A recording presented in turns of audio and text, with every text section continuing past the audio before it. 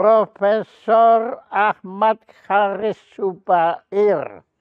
Terima kasih, ini adalah seri kedua kami mendapat kehormatan Anda berkenan berbagi kearifan. Nah, yang menarik pertama adalah justru kami ingin tahu kalau Ahmad oke, Haris dan Zubair. Tadi Bapak atau Romo itu profesor itu minta dipanggilnya justru Haris. Nah, tolong pertama Romo jelaskan dulu kenapa Anda ingin dipanggilnya Haris. Silakan. Ya sebetulnya kan itu nama panggilan sejak kecil. Saya memang dipanggil Haris. Kalau lengkapnya memang Ahmad Haris Zubair. Walaupun saya Jawa, tetapi kan dalam lingkungan Islam, Ahmad itu ya diambil dari nama Nabi Muhammad yang dengan nama lain adalah Ahmad. Kalau Zubair itu ayah saya. Zubair itu ayah. Jadi berarti kan nama yang asli untuk saya ya Haris. Karena Ahmad itu ngutip dari nama Nabi, ya. Zubair itu dari nama ayah. Ya, nama Anda sendiri Haris itu. Nah, ya. Haris itu ada artinya apa enggak? Haris itu. Ya, Haris itu katanya Al-Haris itu bisa dikatakan sebagai penjaga. Oh. Saya tidak tahu yang dijagain apa. Iya, yang jelas dijagain dari pertanyaan yang nyeleneh. Belum. Oke, nah tema hari ini Prof. Haris itu adalah tradisi dan dinamika cara pandang manusia Jawa dalam kehidupan dengan tekanan Jawanya karena manusia banyak dan ini jangan Jawa. Ya betul. Monggo, silakan. Ya, saya mulai dari aja lah kesepakatan. Kalau kita sebut Jawa itu tentu bukan nama pulau ya, tetapi adalah satu komunitas. Saya membatasi yang menggunakan bahasa komunikasi baik tutur lisan maupun tulisan itu bahasa Jawa. Itu yang pertama, sebab di Pulau Jawa itu sendiri kan ada Sunda, ada bahasa yang juga orang-orang lain, Madura atau Jawa Timuran, yang tidak menggunakan bahasa komunikasi, tutur lisan maupun tulisan itu Jawa. Jadi saya batasi kalau dikatakan manusia Jawa itu yang pertama adalah manusia, komunitas, masyarakat yang menggunakan bahasa komunikasi dalam bahasa Jawa. Oke. Nah, kemudian secara geografis. Geografis bukan yang bertempat tinggal di Pulau Jawa karena ada latar belakang kultural yang berbeda di antara tempat-tempat di Pulau Jawa sekalipun. Bahkan nanti kalau kita lihat orang-orang yang berbahasa tutur lisan maupun tulisan Jawa itu berada di tempat-tempat lain juga. Tetapi untuk saat sekarang, saya melihat kalau kita mengatakan manusia Jawa itu representasinya adalah ya Surakarta dan Yogyakarta. Walaupun tentu banyak orang mungkin tidak sepakat atau mungkin nanti kalau toh pendapat saya itu keliru, tentu akan dilengkapi. Saya mohon untuk dilengkapi untuk bahwa tidak cuma itu, tapi saya untuk sementara ini sepakat bahwa kalau dikatakan apalagi kalau menyangkut cara pandang manusia Jawa itu ya dua persyaratan itu yang barangkali akan saya pakai sebagai satu referensi. Ya, itu bagus, saya mengerti. Nah, cuma pertanyaan tadi kan disebutkan Surakarta dan Yogyakarta. Semarang nggak masuk, Pak? Ya, saya kira nanti kita bisa ke sana juga.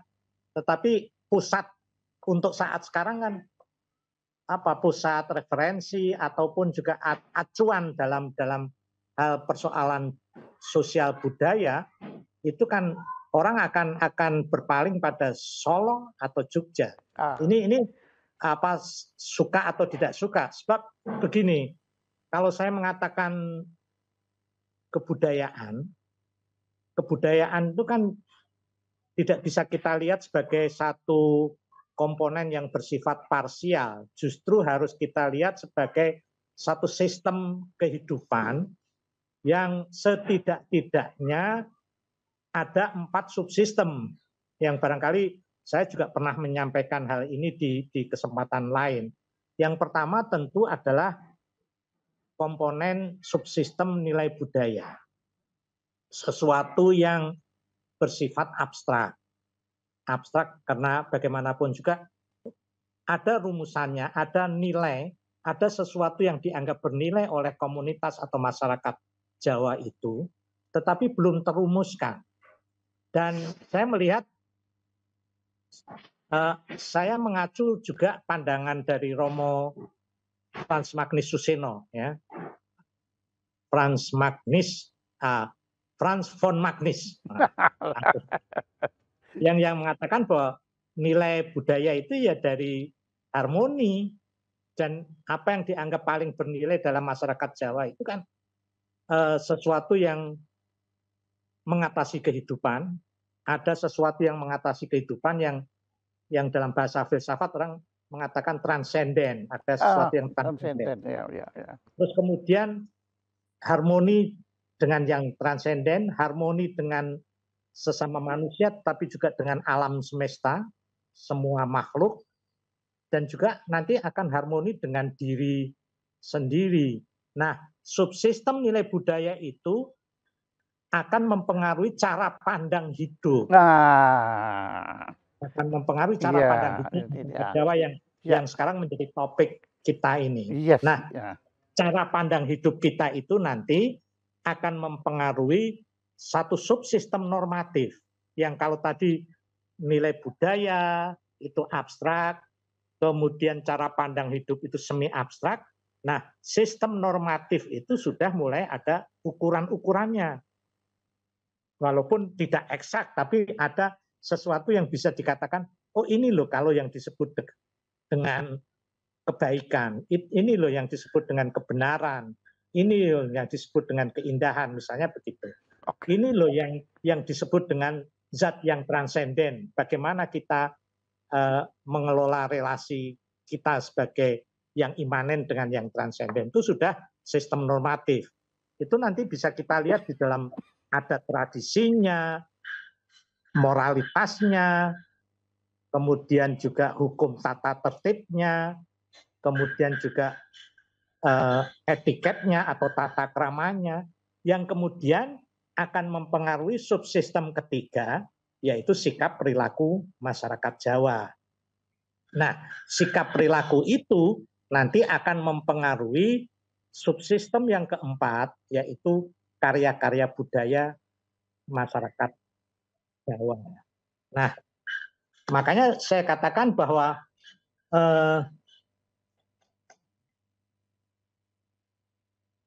Jawa itu sendiri mulai dari nilai budayanya, kemudian cara pandang hidupnya, kemudian juga sistem normatifnya, sikap perilakunya, karya-karya budayanya itu untuk saat sekarang ya referensinya Jogja Solo. Ya. Walaupun tentu ini kita lihat Semarang juga pasti bisa dimasukkan dalam kategori masyarakat Jawa, tetapi tetap referensi acuan dari seluruh itu orang mau tidak mau sampai saat sekarang ini masih menengok Jogja maupun Solo, walaupun tentu pasti ada dinamika, nanti kita ceritakan tentang dinamika. Jadi begitu. Ini saya sampaikan untuk frame teoretik lebih dulu, ada kesepakatan di antara kita. Oke, kita sepakat. Ya. Kita sepakat. Maka silakan Profesor Aris lanjutkan. Nah, tentang ini tradisi dan dinamika cara Ya. pandang manusia Jawa dalam kehidupan. Ya, ya sekarang kalau kita lihat, sekarang kita kembali lagi ke nilai budaya tadi. Yang nilai budaya itu kan harmoni. Kita itu apa? Ya, bukan kita. Kalau kita nanti lu aja lah, bukan kita. Ya, udah. Itu Betawi itu Pak, kalau lu itu. Terus, ya Jadi, udah.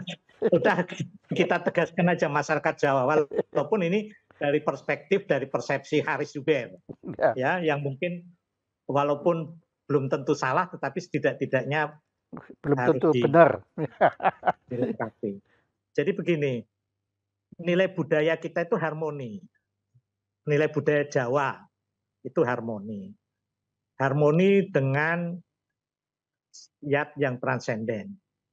Makanya sebetulnya juga ada ungkapan-ungkapan yang kemudian menjadi satu cara pandang kehidupan kita, itu bahwa menungso misalnya gitu.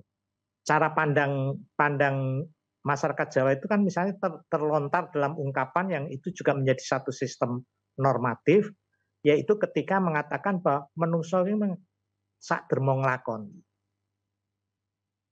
Makhluk sak dermo wantah kang manut urip itu urip kui manut kang murbeng dumadi. Itu kan menjaga harmoni dengan zat transenden.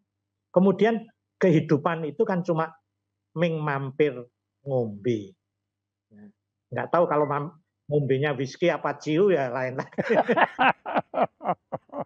Tapi yang jelas urip ming mampir ngombe. Ya kan begitu apa namanya fananya kehidupan itu di mata kita, sebab kabeh kuwi ana ing sangkan paraning dumadi. Akhirnya kehidupan itu tidak bisa lepas dari pemahaman kesadaran kita mengenai sangkan paraning dumadi. Jadi urip kuwi ming saderma ngombe, manut kang murbeng dumadi. Dolan ana ing donya iki engko bakale ya bali mulih. Itu kan sesuatu yang dijaga betul harmoni dalam kehidupan ini supaya tidak terganggu hubungan kita dengan zat yang transenden itu. Mbuh jenenge engko Gusti Allah, apa kemudian Hyang Widi, apa Gusti Yesus, apa tahu siapapun orang Jawa itu artificial intelligence. Artificial intelligence di saat sekarang ini begitu. Nah, kemudian ketika harmoni dijaga betul dengan semesta, dengan alam, jangan jauh-jauh dulu lah. Misalnya dengan sesama manusia lain. Itu kan saya pernah mengatakan kalau tidak salah di pertemuan kita yang pertama, bahwa wong itu dalam hubungan dengan orang lain itu kan ora ming nanding saliro, iya kan? Tetapi harus tepo seliro, toleran, terus kemudian juga menghormati perbedaan, menghormati orang lain, pandangan orang lain, perspektif orang lain, persepsi orang lain, tetapi pada intinya, pada substansi yang tertinggi dalam hubungan relasi itu, akhirnya ya kembali kepada diri kita sendiri. Bahwa di atas nanding saliro, tepo saliro, itu ada mulat saliro hangroso wani. Nah, dan kemudian hukuman sosial yang paling berat, yang menunjukkan bahwa kita memiliki cara pandang harmoni dengan orang lain, itu dalam masyarakat Jawa, itu kan yang hukuman sosial paling berat itu kan istilahnya dijurta, dikucilkan, diboikot, tidak disapa aruh, disopo aruh. Dijuta. Iya kan? Makanya juga mengembalikan harmoni supaya kita tetap rukun, tetap serawung, tetap guyup dengan orang lain ya wawuh. ya Wawuh, kan? oke. Wawuh, wawuh itu semacam apa? Perjanjian, membuat perjanjian damai. Iya iya Nah, iya. kemudian dengan alam semesta, dengan semesta makhluk-makhluk lain, entah itu binatang, tumbuh-tumbuhan, pohon-pohonan, ataupun lingkungan tempat kita berada itu kan sangat hormat supaya tidak terganggu. Bahkan dengan makhluk kasat tidak kasat mata itu juga sangat-sangat hormat. Misalnya wit kuwi aja diganggu, ana sing nunggu, misalnya Nah, gitu. Kalau kemudian ada disharmoni, ada chaos, ada kekacauan, orang Jawa kemudian melakukan karya dengan ruatan. iya iya iya iya iya iya iya. Meruat itu kan sebetulnya mengembalikan harmoni itu. Wah, Jadi saya kira eh, ya itu pasti karena nilai budaya itu memiliki satu sikap yang abstrak walaupun, tetapi memposisikan nilai transenden itu lebih tinggi daripada yang lain, nilai harmoni dengan sesama itu lebih tinggi dibandingkan yang lain. Kita itu bukan antroposentris kalau dalam bahasa sekarang kekiniannya, tetapi kosmosentrik, bahwa manusia itu bagian dari alam. Bagian dari alam yang harus hormat, harus selaras, harus serasi, dan sebagainya. Jadi kalau misalnya semua itu terganggu, ya orang kalau terganggu misalnya dengan zat yang transenden, kita bisa tobat misalnya, bisa bikin selamatan hmm. supaya kita tetap terjaga dengan tetangga ya guyup rukun. Kalau terganggu dengan alam semesta ya kita meruat, ngeruat. Ini kan hal-hal yang ya cara pandang, kalau kita kembali ke cara pandang hidup masyarakat Jawa ya memang begitu. Oke. Ya Nah, tentu ya. ya Silakan silakan. tentu nanti ada dinamika. Kita lihat sekarang ya manusia Jawa barangkali tidak sepenuhnya begitu lagi, tapi setidak-tidaknya akar kultural itu masih kita terasakan. Nah, saya itu sebagai pengagum kearifan Jawa ini tentunya Hmm. dangkal sekali. Nah, begini, saya itu mengagumi begitu banyak istilah bahasa Jawa Hmm. yang oke, saya mengerti, tapi Ya. kalau mau saya terjemahkan ke bahasa Indonesia, apalagi bahasa Inggris, apalagi Hmm. bahasa Jerman, nggak bisa itu Pak. Jadi Iya betul. itu bahasa itu sudah punya idiom yang bahasa Jawa itu punya idiom yang kuat sekali Ya. sehingga itu nggak bisa dialih bahasakan. Ya, Iya. seperti Iya. ya saya kan mencoba membuat musik dari musik Jawa ke alat musik barat piano itu ya. Hmm. Walaupun ya saya bisa memaksakan, tetapi saya merasa selalu ada yang hilang, ada yang hilang. Hmm. Kalau dialihkan tuh hilang. Nah, ya seperti kata dumeh aja itu kan Ya. itu mau saya terjemahkan itu mau tekebur soge, ya, tapi jauh lebih lebih horizontal, lebih diagonal, segala-galanya lah di situ. Nah, itu Hmm. sebetulnya bahasa Jawa itu asalnya dari bahasa apa, Pak? Apakah itu tumbuh sendiri atau Ya. memang ada pengaruh bahasa seperti bahasa Kawi atau Sanskerta dan lain-lainnya? Monggo. Iya. Ya saya kira sebelum itu menjawab itu, saya pikir ya bahasa itu kan sebetulnya salah satu karya budaya yang cukup penting. Makanya bahasa, ada ungkapan bahasa menunjukkan bangsa, iya kan? Kita lihat bahwa kalau soal pengaruh, bahasa Jawa aslinya kan memang bisa saja dari bahasa Jawa kuno, Jawa Kawi misalnya. Tetapi juga dalam perkembangannya ada dinamika pengaruh Sanskerta, bahkan juga ada pengaruh Belanda, seperti kata telat, ya. Arab, Telat itu kan Arab juga Arab, pakai ya. Arab banyak juga. Tetapi persoalannya kan eh, bahasa itu kan bagian dari karya budaya. Kenapa budaya itu bisa bisa berbeda satu sama lain? Ya karena saya sering mengatakan bahwa manusia itu lahir dengan keniscayaan.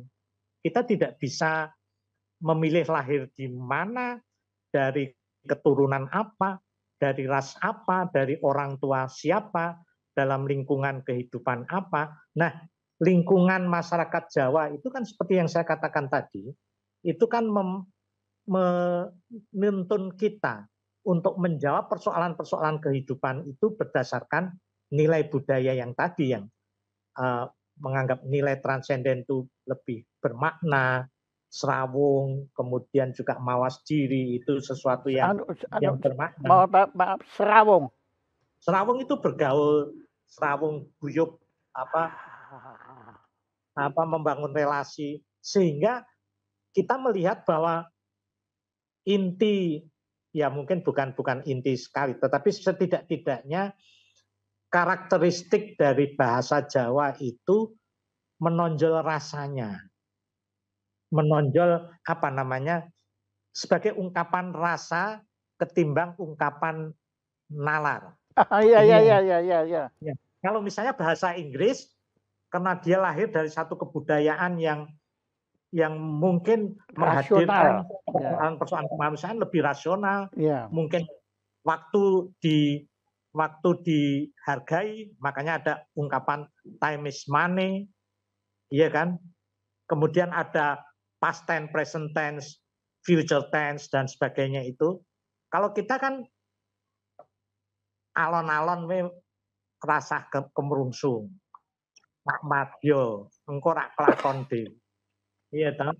Terus kemudian ketika bahasa-bahasa lain mengungkapkan ada kepentingan ego, kita malah justru melepas ego. Misalnya panjenengan kulo sami, misalnya gitu, istilah panjenengan kulo sami. Terus tadi ada yang ojo dumeh. Terus kemudian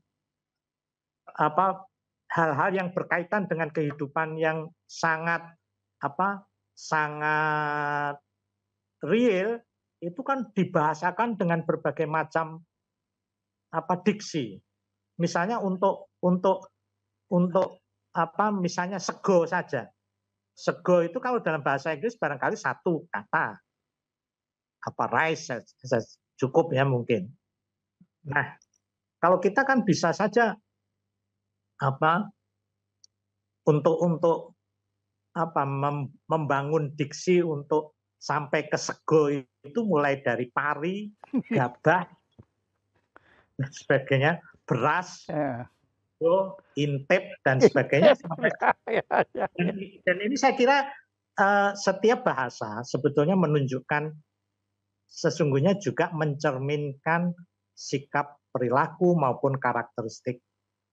Apalagi kemudian kita juga misalnya kalau mungkin yang nanti yang lebih paham bisa menjelaskan. Misalnya kalau dalam bahasa Inggris itu misalnya waktu dipentingkan. Jadi pilihan diksi untuk masa lalu, masa sekarang, itu saja dibedakan. Tetapi kita membedakannya bukan waktu, tetapi level, jenjang seseorang.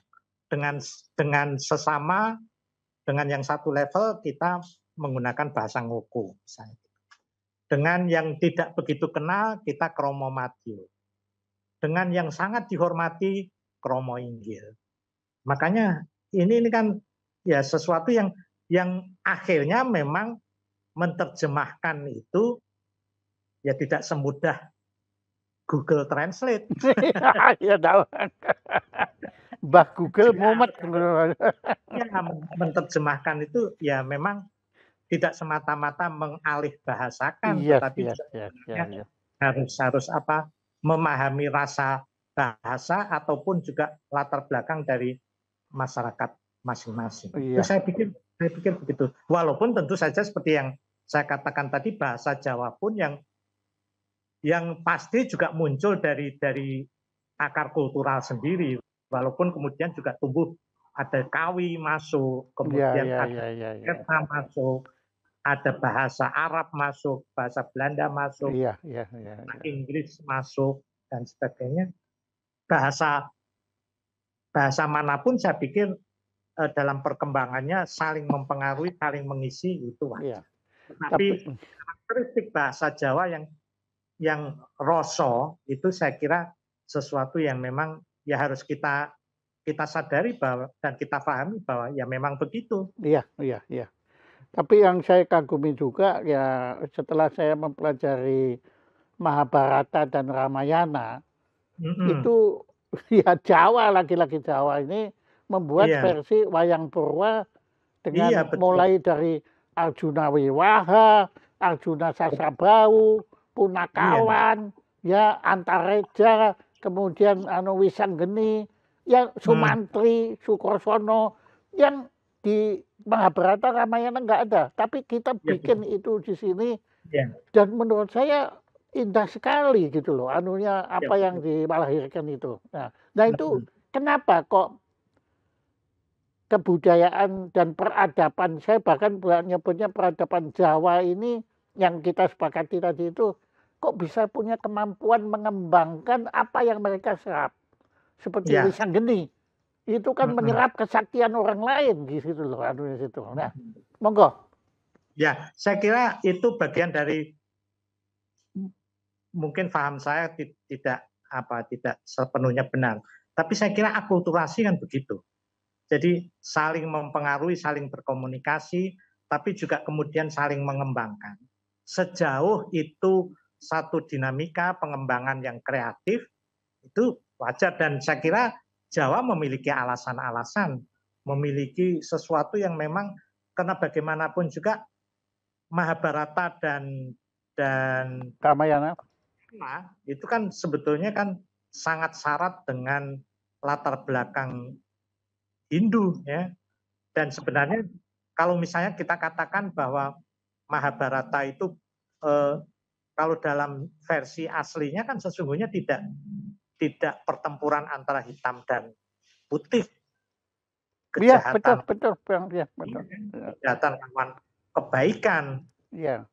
Ramayana juga demikian. Dan Kan? Ramayana kalau di Sri Lanka kebalik, Pak. Iya betul. Nah, Nah, malah Rahwana dianggap sebagai satu iya, pahlawan. pahlawan. Iya. Ya, ini kan akhirnya memang kemudian masyarakat Jawa dengan saya tidak tahu apakah ini bisa dikatakan juga sebagai satu kecerdasan yang menciptakan tokoh-tokoh yang tidak pernah ada di Mahabharata Iya, aslinya.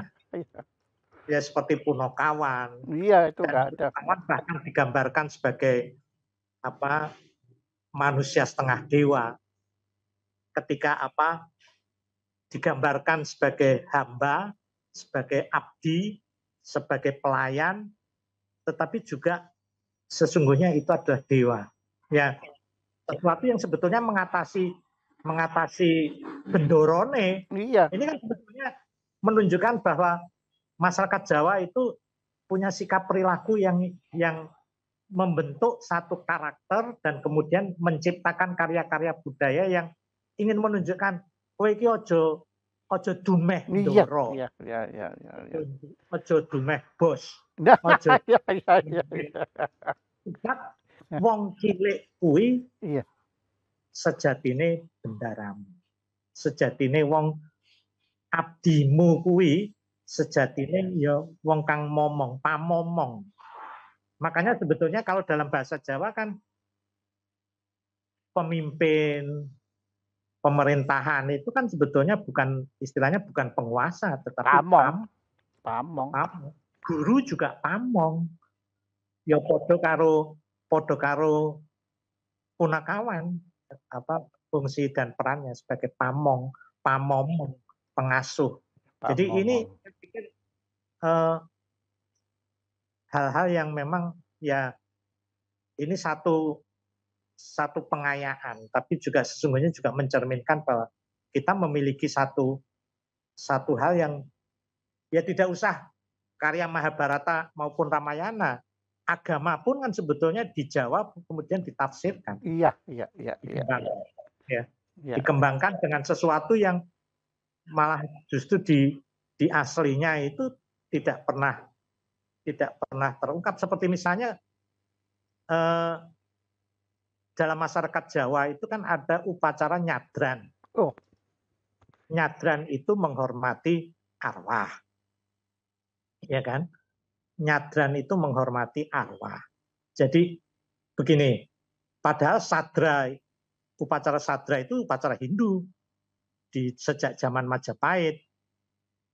Tapi kemudian dalam perkembangan sekarang ini, yang namanya nyadran itu arwah disandingkan dengan bulan Ruah sebelum Poso. Jadi dan nyadran itu dilakukan oleh orang-orang Islam Jawa. Orang-orang Islam Jawa yang Islam aslinya tidak pernah ada upacara semacam itu. Makanya seringkali ada semacam upaya untuk menghadapkan secara konfliktual antara. Nah, tapi saya pikir ini satu fenomena yang unik, yang saya kira ya masyarakat Jawa memiliki satu kemampuan kepiawaian dalam hal-hal semacam ini, akulturatif, dan juga barangkali juga orang akan mengatakan itu apa istilahnya kalau kemudian menggabungkan bermacam-macam unsur dalam satu yang kemudian harmonis. itu proses kimia peradaban itu. Iya, ya saya kira. Nah, Pak, itu saya sering dengan teman-teman saya yang dari barat ya, terutama teman-teman Jerman saya itu satu apa ya, itu kalimat Jawa yang menurut saya sangat-sangat mendalam dan sangat luas artinya, tapi oleh teman-teman saya dianggap apa itu, kan itu malah membingungkan. Itu Pak, ngono ngono ya ngono ning aja ngono. Itu waduh Pak, itu dahsyat Pak. Itu permainan logikanya itu luar biasa. Nah, tolong Bapak kira-kira prosesnya kok bisa lahir kalimat sakti mandraguna seperti itu yang ruwet sekali itu sebetulnya bagaimana? Silakan. Iya, saya kira karena saya mengatakan begini kan tadi, bahwa Jawa itu dalam sikap menghadapi hidup, cara pandang dalam hidup itu kan tidak hanya berdasarkan apa yang disebut dengan benar. Tidak hanya benar nalarnya benar, tidak hanya itu, tetapi kan juga benar. Ya itu lagi. Ya, saya bingung. Jadi ngono ya ngono itu ya kowe iki bener. Neng kurang bener. Ngelokke wong tua, misalnya ada orang tua salah. Ada orang yang tua yang kemudian misalnya salah satu contoh, ini contoh saja, yang dihormati menurut pengamatan kita keliru. Kemudian kita ingatkan beliau itu di depan umum. Ya bener kowe ngelingke wong kleru iki bener. Neng mergo orang itu orang yang dihormati, dan siapapun itu orang yang dihormati, pemimpin atau siapapun itu yo mesti nganggo kleru. Cara ngelingke yo nek bisa yo tok elingke, tetapi ketika dalam suasana yang privat. Ngono ya ngono, neng ojo ngono. Itu kan bagian dari sebuah. Ya itu indah kali makanya. Ya, Nah, ini loh yang sebetulnya tidak hanya benar, tetapi juga benar. Makanya juga Pak, tolong, tidak hanya benar tapi ya benar. Gimana itu? ya itu benar itu ya lihat sikonnya, situasi kondisinya. Apa arti benar sebenarnya? Benar itu sebetulnya lebih kepada ketepatan. Oh, Ketepatan. Iya. Ketepatan. Makanya panah itu kita lepaskan dari sasaran supaya tepat sasaran. Makanya kang murbeng dumadi sakliyane maringi awake dhewe itu nalar, rasional, ya manah ati. Ati itu juga satu akar kata dengan panah. Manah itu kata aktif dari panah. Supaya manah kuwi dienggo supaya perilaku awake dhewe iki bener ora ming bener. Waduh. Mulane kalau dalam bahasa kromonya apa menapa kemawon menika mbok dipun penggalih. Galih. Galih itu kan apa? Inti dari satu batang itu galih. Dipenggalih. Di ora ming tok nalar tok tapi tok penggalih. Tok penggalih. Manahmu ki tok nggo supaya bener tepat sasaran. Ngono ya ngono, neng aja ngono. Gila ya. Dan itu sebetulnya makanya pemahaman atas Itu saya kira Pak, itu ngono ning aja ngono itu hanya bisa dihayati oleh orang yang hidup di Jawa itu, yang hidup di ya, tengah itu. ya Kalau karena belajarnya lewat universitas nggak mudeng-mudeng Pak itu. ya, itu harus makanya itulah yang saya sebut bahwa manusia itu lahir dengan keniscayaan. Makanya setiap orang sesungguhnya harus kalau toh kita tidak bisa masuk ke dalam dunia batin masyarakat yang berbeda dengan kita, setidak-tidaknya kita menghormati. Iya, iya. Setidak-tidaknya kita Yes, mencoba untuk memahami bahwa ada latar belakang kultural yang yes, yes, yes. Ya, ya itu tepat Pak. sehingga kita jangan sampai kemudian menghadapkan kita dengan orang lain itu secara konfliktual dan kemudian memposisikan kita itu pasti benar. Yes, dan iya, yang iya, lain iya, pasti iya. salah.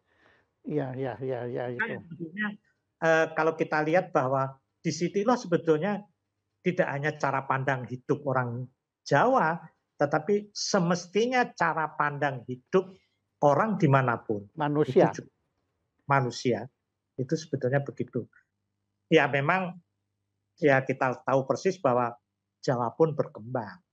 Orang-orang Jawa pun ya karena pengaruh macam-macam, apalagi sekarang ada orang menyebut era digital, kita punya teknologi komunikasi, informasi yang begitu cepat ya perubahan-perubahan cara pandang dalam kehidupan, sistem normatif, kemudian juga karya-karya budaya, sikap perilaku itu ya berkembang dan berubah. Tapi kan kalau menurut pendapat saya, kearifan itu nilainya tidak berubah kan Pak.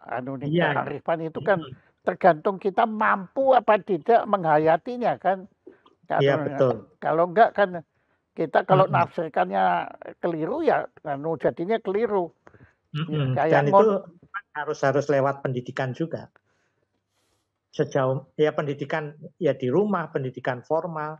dan Makanya pendidikan diri sebetulnya sendiri juga, pendidikan iya diri sendiri. pendidikan diri sendiri. Iya, Iya. makanya saya kira sebab yang namanya cultural shock atau kemudian gegar budaya Iya, iya, iya, iya. atau ketika kebudayaan itu berubah drastis itu kan sebetulnya karena terjadi keterputusan. Iya. Makanya kebudayaan yang mapan itu kan saya katakan tadi nilai budaya akan berpengaruh pada cara pandang hidup. Cara pandang hidup akan mempengaruhi sistem norma yang dibentuk, akan mempengaruhi sikap perilaku, akan mempengaruhi karya-karya budaya. Nah sekarang bisa saja karya budaya itu memutus mata rantai itu. Sehingga orang akhirnya bisa kelihatan, oh ini gegar budaya, oh ini ada tanda-tanda budaya mau runtuh, dan sebagainya. Ini nih, ya tentu, tetapi persoalan semacam ini ya akan kita hadapi. Apalagi ya kita akan ketemu dengan dunia yang semakin pesat kemajuan teknologinya, tetapi kita juga akan ketemu dengan orang-orang yang berpandangan sempit ketika menganggap dirinya itu paling benar. Nah, itu dia. Nah, Pak, kebetulan kami tahu kebetulan itu bahwa UNESCO kan telah menetapkan Yogyakarta itu dengan istilahnya itu apa garis Sumber apa itu ya, Jakarta ya, Bapak mengerti yang saya maksud ya anunya ya, itu. ya. Coba Mm-mm. Bapak ceritakan apakah ini UNESCO itu dengan demikian juga mengakui yang tadi kita sepakati bahwa pusat kebudayaan ini kearifan Jawa ini kan di Yogyakarta dan Surakarta itu. Apakah itu ada hubungannya? Ya, saya kira itu antara lain, antara lain. Tapi saya kira memang kalau kita lihat tata ruang tata kota Jogja itu sendiri kan luar biasa. Jogja itu sendiri kan sebagai kota dibangun pada tahun 1756 akibat Perjanjian Giyanti atau sebagai satu konsekuensi dari Perjanjian Giyanti yang memecah Keraton Mataram itu menjadi dua, Kasunanan Surakarta dan kemudian Yogyakarta.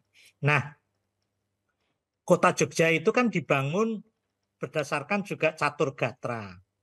Ada keraton sebagai pusat pemerintahan, alun-alun sebagai ruang publik, masjid sebagai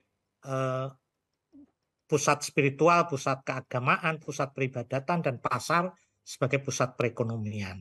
Nah, tetapi di samping itu juga Mangkubumi yang kemudian bergelar Sultan Hamengkubuwono pertama itu juga merancang satu tata ruang yang luar biasa yang menggambarkan apa yang disebut dengan nilai dan cara pandang hidup yang tadi saya katakan di depan tadi, yaitu sangkan paraning dumadi, yang disimbolkan mulai dari panggung kerapia, yang itu menjadi satu simbolisasi dari pertemuan benih sperma dengan sel telur, kemudian juga pertumbuhan manusia, kemudian juga masuk ke alun-alun kidul, keraton, kemudian juga alun-alun, Panguraan sebagai ruang kosong sebetulnya, kemudian melalui jalan kemuliaan, makanya disebut sebagai Jalan Margomulyo, Jalan Kebajikan Malioboro, Jalan Keutamaan Margotomo, akhirnya ke Tugu Golonggiling. Nah, ini kan sebetulnya menggambarkan bahwa kota ini juga menggambarkan satu peristiwa apa yang disebut dengan sangkan paraning dumadi tadi. Kehidupan manusia di alam dunia ini yang pada akhirnya toh harus kembali ke golonggiliknya manunggaling zat yang transenden dengan makhluknya itu.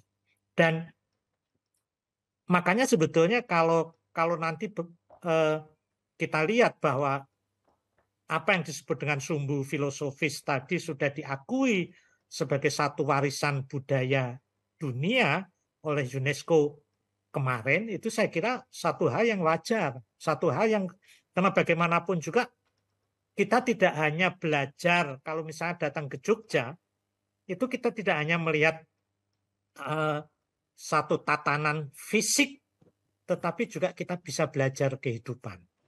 Nah, di situ bisa belajar kehidupan, bahwa itulah sebuah proses, itulah sebuah perjalanan kehidupan yang memang harus dilewati oleh siapapun dalam kehidupan ini. Ini menarik, ini jadi saya kira Pak Jaya ini, makanya saya katakan tadi bahwa cara pandang hidup Jawa ini ya representasinya Jogja Solo. Ini yang mudah-mudahan ini juga menjadi inspirasi. Jadi Jogja tidak hanya inspirasi sebagai kota, tetapi juga bahwa kota ini dibangun juga dengan tidak hanya dataran fisik, tata ruang kota fisik, tetapi juga dibangun berdasarkan satu dataran makna. Dan ini kita lihat sebetulnya Nusantara, kota-kota di Nusantara, kota-kota di Indonesia sesungguhnya juga memiliki hal-hal seperti itu. Seperti di Bali, tempat lahirnya Pak Jaya itu kan sebetulnya misalnya ada konsep Trihita Karana. Trihita Karana itu kan satu harmoni pawongan, pahyangan, palemahan yang tidak, dan nilai-nilai seperti itu kan saya kira sangat dibutuhkan dalam kehidupan dunia yang sangat antroposentristik, dalam kehidupan dunia yang malah mengarah orang pada keserakahan, egosentris, bahwa dalam kehidupan ada palemahan yang harus kita hormati. Ada Palemahan. tempat aktivitas, pawongan, Palemahan itu ada apa? pahyangan. Pak, Pak. Palemahan ya seperti ya semesta alam ini. Kita juga harus menyediakan tempat untuk tumbuh-tumbuhan, untuk hidup bahagia, untuk hidup subur, untuk memberikan sumbangsih oksigen dan keindahan pada diri. Iya, kita juga harus menghormati, menghargai binatang-binatang yang hidup di dalamnya. Tetapi jangan lupa ada tempat pahyangan. Selain kita, tetapi sekarang kan pawongan saja yang dipentingkan. Tempat aktivitas manusia yang dipentingkan. Tapi kita lupa bahwa kita toh harus menghargai pahyangan. Kita juga harus menghargai tumbuh-tumbuhan. Kita harus menghargai pohon-pohonan. Dan saya kira apa yang disebut dengan sumbu filosofis Jogja, saya kira mudah-mudahan tidak hanya berhenti pada penghargaan UNESCO, tetapi setidak-tidaknya memberikan inspirasi bagi masyarakat Jogja, masyarakat Jawa, tetapi juga mungkin dalam proyeksi skala yang lebih luas, mungkin bisa memberikan inspirasi bagi dunia yang lebih luas. Saya kira begitu, Pak. Kalau kita mau mempelajari tadi apa yang Bapak utarakan, Profesor utarakan tadi, itu ada bukunya atau ada dokumen-dokumennya? Ya, saya kira kalau orang sering mengatakan bahwa Jawa kan tidak punya tradisi tulis, tapi kita tahu bahwa tidak usah jauh-jauh lah, tidak usah kita dalam sejarah, di dalam sejarah dua keraton, atau mulai dari Mataram saja. Mulai dari Mataram, misalnya di masa Sultan Agung, ketika beribu kota Kerto dan Pleret, sebelum ke Kartosuro, itu kan ada karya, misalnya Sastro Gending, Serat Pangracutan, kemudian di masa Kasunanan itu ada misalnya Yosodipuro, kemudian ada Ronggo Warsito, itu kan beliau punya karya-karya yang luar biasa yang kalau kita telah. Kemudian di Mangkunegaran juga ada karya. Di masa HB Hamengkubuwono di Kasultanan Ngayogyakarta, kita juga mengenal salah satu pangeran yang kemudian malah jejuluk sendiri Ki Ageng Suryo Mentaram. Ki Ageng Suryo Mentaram kan beliau meninggalkan banyak ceramah yang kemudian dituliskan, yang orang mengatakan ilmu kawruh bejo, misalnya. Kan seperti misalnya alur-alur dari manusia yang katakanlah tadi Nanding Saliro, kemudian sampai ke mawas diri, itu kan kalau dalam bahasa Ki Ageng Suryo Mentaram seperti misalnya kromodongso, menungso kromodongso, kemudian sampai kepada menungso tanpa ciri, yang sudah melepas, kalau dalam bahasa Aristotelesnya, melepaskan seluruh aksidensia. Melepaskan seluruh predikat yang melekat di dalam. Ini kan sesuatu yang bisa kita baca. Saya kira malah justru saya punya harapan, punya keinginan karya-karya itu mestinya dicobalah untuk ditulis, dicetak, diterjemahkan dalam bahasa yang sekarang mudah dimengerti, misalnya bahasa Indonesia. Sebab saya kira ini satu karya yang Pak, yang itu sebetulnya menghidupkan kita. menghidupkan kita sebagai bangsa. Nah, mungkin Bapak sebagai tokoh dari UGM yang kebetulan ada di Yogyakarta, Pak, tolong Bapak itu kalau bisa untuk orang-orang awam seperti kita ini Ya, saya itu kira tolong nanti dijadikan satu proyek, betul-betul proyek peradaban ini Pak itu. iya, Ya. saya ya cuma bisa usul. Iya, nanti Pak situ pastilah. Wah, Dan terima nanti kasih. Pak, ya.